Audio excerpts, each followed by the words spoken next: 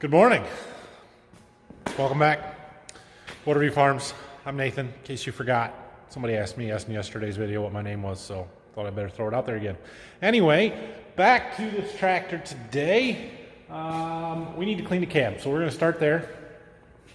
It does not look like a lot of fun, but it's not horribly terrible, I guess. I don't know. We'll get the shop vac, get all the stuff picked out of there, and then wipe down stuff, wash windows, you know, standard operating procedure for cleaning out cabs. After we get that done, we've got to get the grease gun out and do some greasing. Well, there's most of the stuff that I found on the floor of the tractor. I decided to pull the floor mat because it was pretty bad, especially this little one that goes behind the seat. I'm not going to get that cleaned up with a rag and a bottle of Windex, so I pulled them out. We'll hit them with the power washer quick and clean them up. Not too bad, or it won't take too much. Yeah, the rest of the cab's not terrible. We're just gonna get our armor all and some rags and get everything wiped down. Okay, I got those cleaned up pretty decent, actually. That worked pretty well. So a couple of you guys noticed the other day when I was bringing this tractor back from Berkey that we have a bit of a saggy headliner. No good. And I was looking at it, and it's actually the plastic above it is sagged as well because it was falling out of the clip in the back there. And this fender cover or whatever side panel over here is also in pretty rough shape. I thought about trying to glue these back on, but you're never going to get it looking very good. And I don't know that the glue would stick because this foamy stuff underneath is just powdery. It falls right apart. So I called and ordered a new side panel and a new headliner. So we're going to have to take some stuff apart to get those out of there. And I guess instead of cleaning everything else up, we're going to hold off on that and take this cab apart a little bit farther. All right, well, I got that side panel out. You can see that was just about ready to come off as it was. And it would appear, based on this, they tried to use Velcro to attach it. Look at this.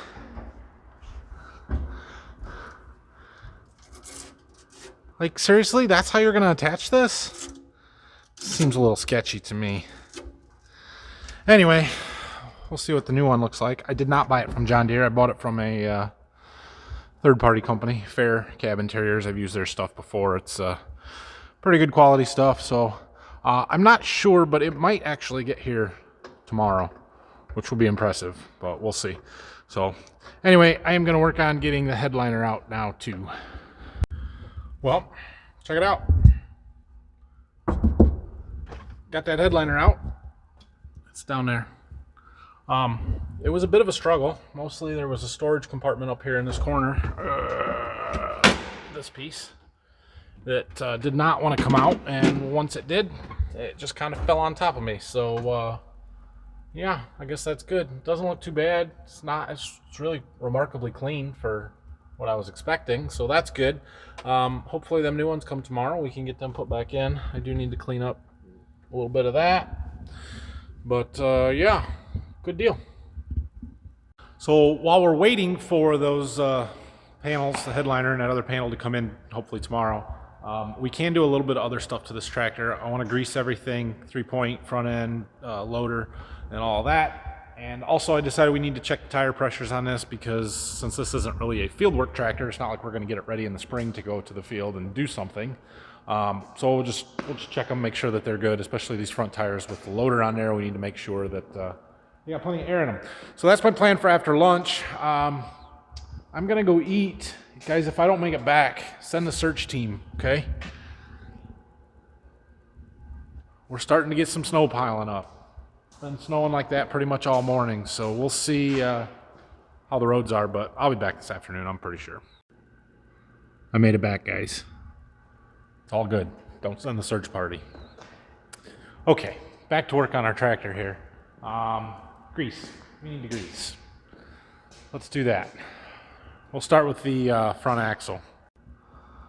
All right, we have got a grease zerk in here that is like next to impossible to get to. I'm gonna have to turn the tires.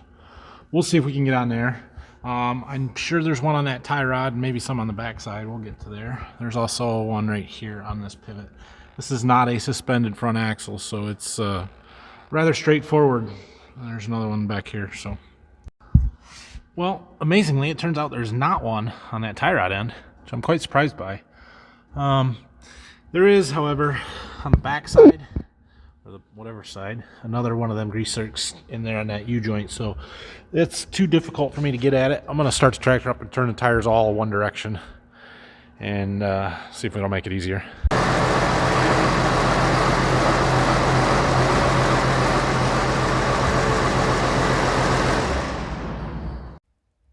Yeah, that makes that easier to get to. Should make the one on the opposite, on the front, on the other side, easier to get to as well. All right, we're also going to do the rear axles. There's that grease zerk sticking up there, and the 3-point hitch. I know there's some right there, and on these cylinder rod ends there, so I'm going to get those. Okay, I finished the grease zerks on the 3-point hitch and the rear axle there. Now we got to do this loader. There is 1, 2,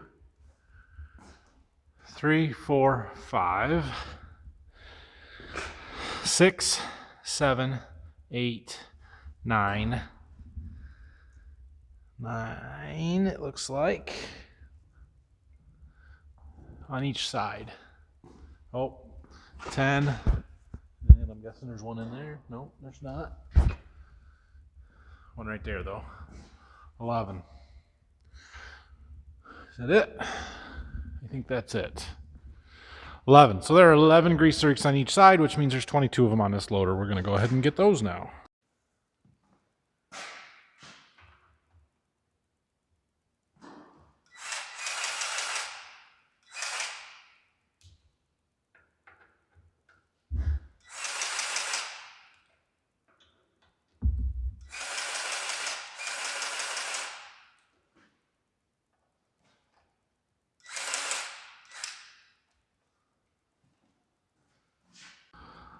Well, I got all of them on this side except for this one, which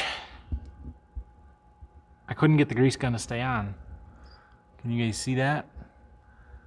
See a normal grease zerk? And that one.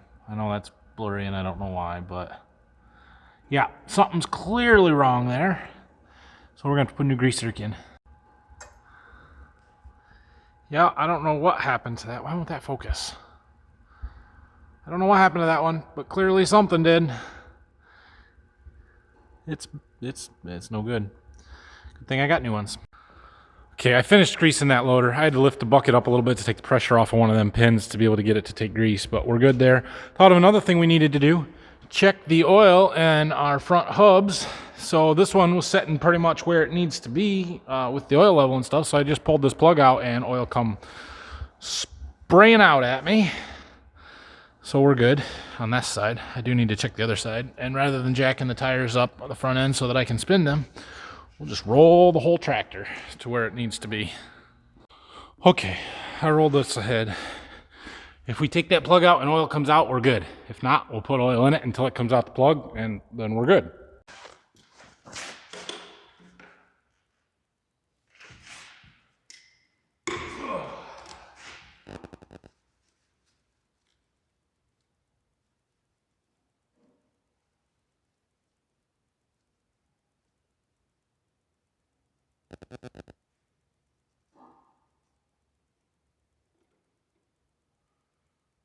Uh-oh.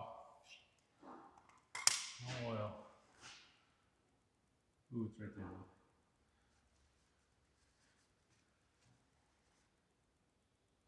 Yeah. Fingers covered in oil. We're good.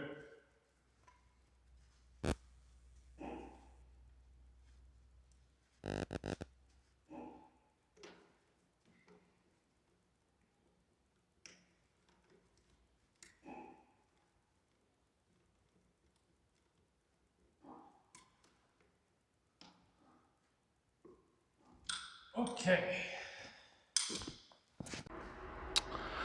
All right, so I've been taking just a few minutes here. I did clean a little bit out in the cab mostly that side over there where that cover goes.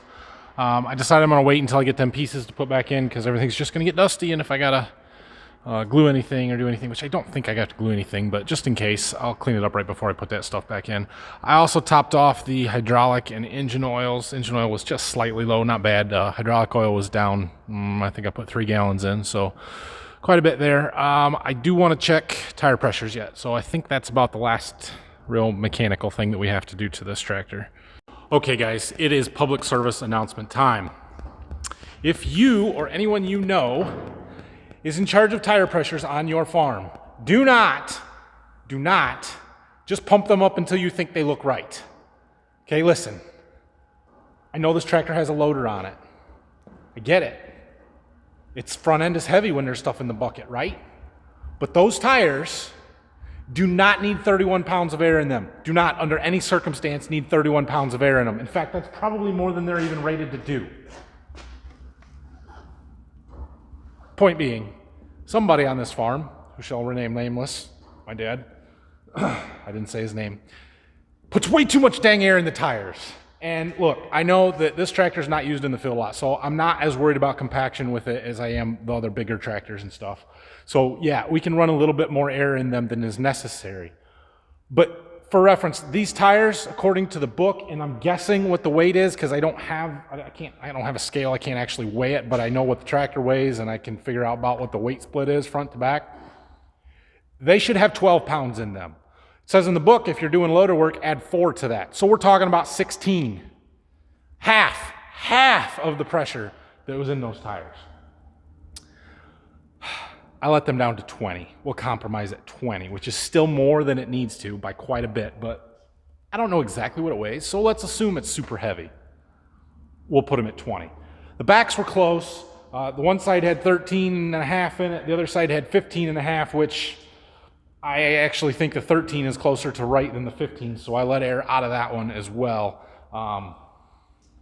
Again, it's not as critical in this tractor because we're not doing field work with it, but basically the theory of this concept is that the lower your tire pressures, the more that these tires squat. These are radial tires. They are made to squat down on the bottom. You want this sidewall bulge. You see how this kind of bulges out here on the bottom? You want that because what that does is make a bigger contact area. More of that tire is pressing down on the ground, which spreads out the weight, less compaction.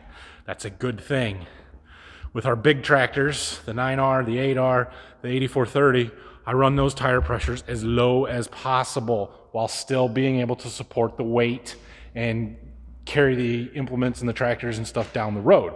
Obviously, there's a balance there and a trade-off and stuff, but never will I ever run 30 plus pounds in the front tires on a tractor. The big tires on the back of the tractor, or on the 9R tractor, they run like 8 to 10 pounds in them. Okay? Good. Okay, now that we have that taken care of, I'm going to spend the rest of the afternoon here putting some stuff, cleaning up the cab a little bit more. I want to put the, at least that one little floor mat back in, that black one. That goes behind the seat, so it won't be in the way later. I may put the other one back in too. There is a chance that we're going to need this tractor to push snow today or tomorrow before I get my headliner and stuff, so I want it to at least be operational. What else? Oh, I got a lot of stuff to clean up. This pile of wires, some stuff on the bench and stuff here. So I'm going to spend the rest of the day doing that kind of stuff and then probably go play on a computer. I got to get out of here a little bit early today anyway, so I guess I'll wrap up today's video there. Don't put too much air in your tires, guys. Read the book, do what it says. Anyway, all right, have a great night. Have a great night. We'll go with that. I will be back tomorrow to hopefully finish this tractor. If not, and we don't get our parts, then we'll have to wait and find something else to do in the meantime. I do have another project that I need to get done in the next few days here. And yeah, so hit the like and subscribe buttons for me. Leave me comments and questions down below, and we'll see you guys tomorrow. Have a good night.